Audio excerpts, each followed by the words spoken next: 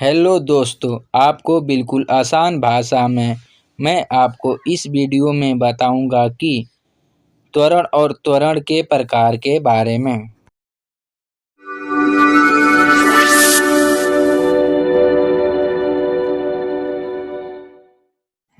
त्वरण किसी भी वस्तु का एक निश्चित दिशा में जाने की गति में जो परिवर्तन होता है उसे त्वरण कहते हैं। त्वरण के प्रकार। किसी वस्तु में उत्पन्न त्वरण 3 प्रकार का होता है। पहला एक समान त्वरण, दूसरा असमान त्वरण, तीसरा धनात्मक तथा ऋणात्मक त्वरण। पहला एक समान त्वरण।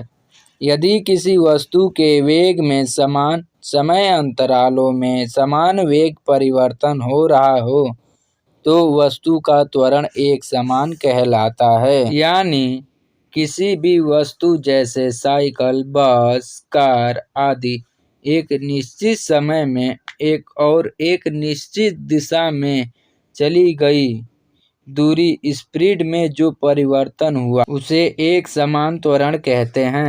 दूसरा असमान त्वरण।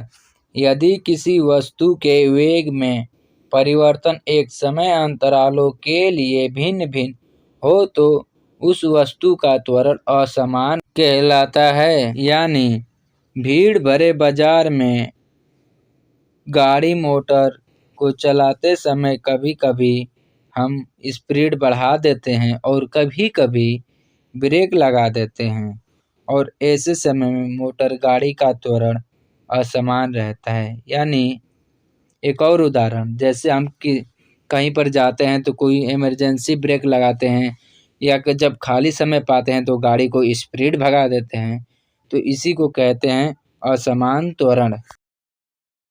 तीसरा धनात्मक तथा ऋणात्मक त्वरण। यदि किसी वस्तु के वेग का परिमाण समय के साथ साथ बढ़ रहा हो तो वस्तु का त्वरण धनात्मक होता है। जब किसी वस्तु की वेग का परिमाण समय के साथ साथ घटता है तो वस्तु का त्वरण ऋणात्मक होता है। यानी किसी भी वस्तु का एक निश्चित दिशा में एक निश्चित समय में उसकी समय के साथ साथ उसकी स्पीड बढ़ा देते हैं तो वस्तु का त्वरण धनात्मक होता है। और किसी भी वस्तु का एक निश्चित दिशा में एक निश्चित समय में उसकी समय के साथ साथ स्पीड कम कर देते हैं तो वस्तु का चाल ऋणात्मक होता है। जैसे एक और उदाहरण, अगर हम कहीं पे जा रहे हैं तो हमें पहुंचना है 5 मिनट में, तो हम वहाँ पे 2 मिनट में भी पहुंच सकते हैं तेज गाड़ी भगा के, तो क्या हो गया हमारा धनात्मक। और 10 मिनट में पहुंचते हैं तो वो हमारा हो गया ऋणात्मक उस जगह पे।